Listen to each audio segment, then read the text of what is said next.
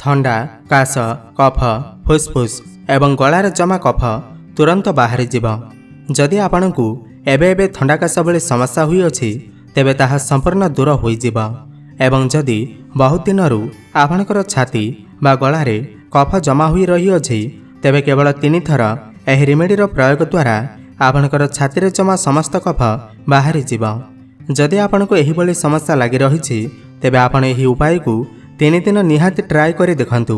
देखिबा आपनको एथिरु चमत्कारी फायदा देखिबा को मिलिबा।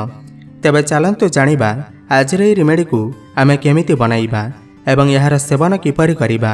सेथिपाई वीडियो को शेष पर्यंत निश्चय देखंतु। ताहा पूर्व ए वीडियो को गोटे लाइक करंतु एवं आम चैनल को सब्सक्राइब करी पाखरे आसथिबा बेल र आइकन को मध्य प्रेस करंतु। आज रे रेमेडी पाई आपनको किछि भी बाहरु किनिबार आवश्यकता नाही। एथिपाई आपनको प्रथम सामग्रीर आवश्यकता पड़िबा ताहा अटे पिजुली पत्र। प्रायतः समस्तंकर बाड़ी घरु पिजुली गछ बहुत सहजरे मिल जाए। जदि नाही तेबे आपणकर आखपाखरे पिजुली गछ तो निहाती थिबा। जदि आज रे रेमेडी पाई आपनको पिजुली पत्रर आवश्यकता पड़िबा। जदि आपणको बड़ पिजुली पत्र मिल जाए तेबे केवल 3टी पिजुली पत्र थरक पाई नियंतु। जदि आपणको छोट पिजुली पत्र मिलुअछि तेबे थरक पाई 4 ରୁ 5टी पिजुली पत्रर प्रयोग करंतु। हेले ध्यान रखंतु जेबे भी आपण पिजुली पत्रर प्रयोग करिवे तेबे ताहाकू पानी रे भल भाबरे धोई तापर जाई आपण ताहार प्रयोग करंतु। जदि संभव किछि समय पर्यंत आपण एहाकू पानी रे भेदेई रखंतु।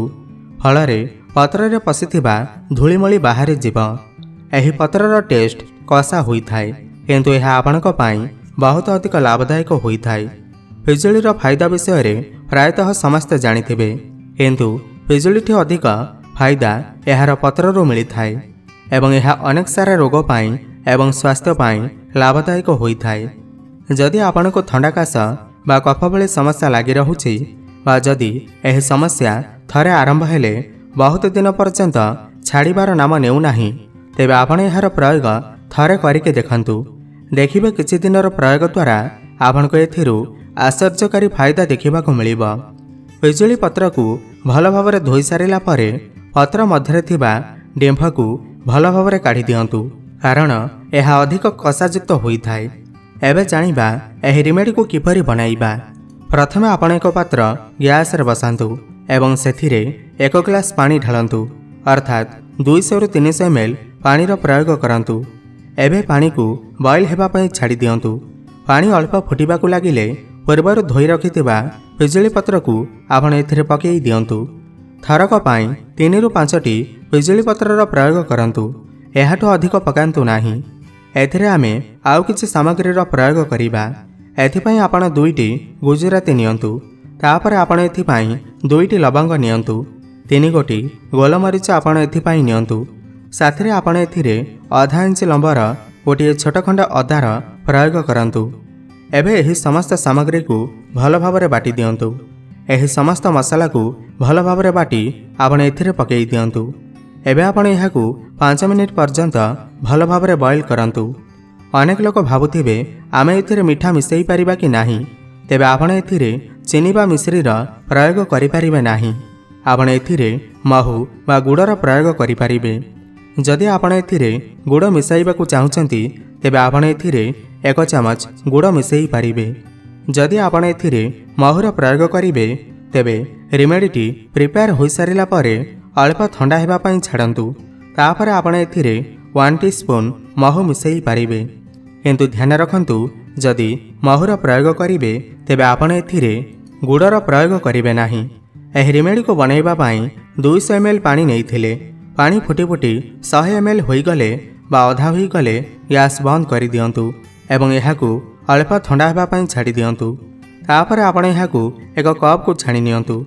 जदि आपण एथिरे गुड़र प्रयोग करि नथिबे तेबे एबे चाहिले एथिरे महूर प्रयोग करि परिबे।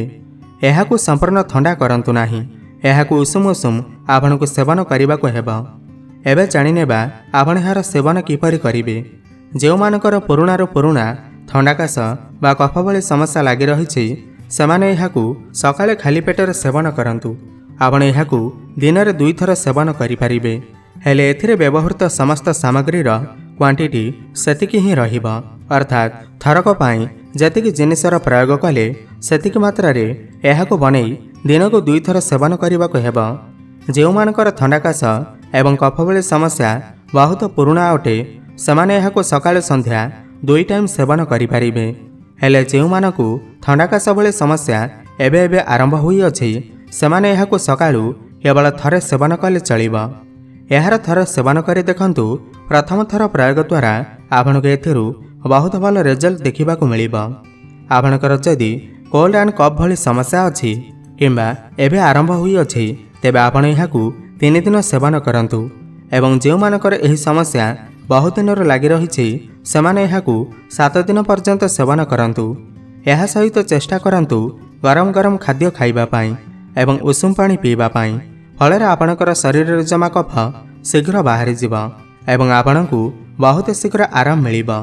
तेबे आपणकू एही भिडियोटी किपरि लागिला आमको निश्चय कमेंट करि जणांतु एवं भिडियो को गोटे लाइक करंतु। धन्यवाद।